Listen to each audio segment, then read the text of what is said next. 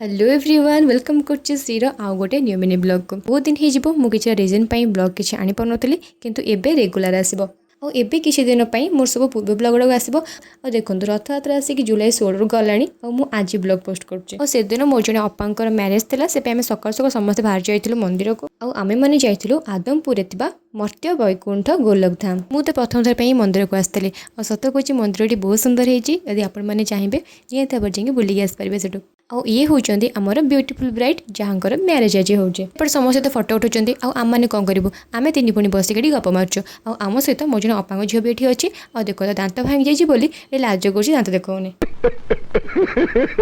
तापर आमे मामार झियोर मोर जाइके फोटो उठै जरे पळै आसिलु आपण माने के बंधु मिलन देख नथिबे ना ए देखंतु बंधु मिलन सब केमिति का हुए तापर आमे समस्त खाइयो पळै आसिलु और रथयात्रा पई हमर एठी बिना पेजसर साधा भोजनर आयोजन करा जायतला तापर आमे टिके मंदिर पाखरे बुलाबुली करिके मैरेज स्टार्ट हुआ पूर्व ही आमे सेठी पळै आसिलु और आसिला आम सहित अम्बी पळै आसितला घरे आसी पहुंचला परे संध्या बेले आम गाँ रथ जाउतला रथ टाणिके ठाकुर दर्शन करिके मु पळथिलि मो अपांग पाखको अपा झियो बसिके गीत गाय बोली प्रैक्टिस करचंती ब्लॉग टी केमति लागला निहाती भाबरे कमेंट रे जणेबे आज पई एतिकी रोजी जय जगन्नाथ।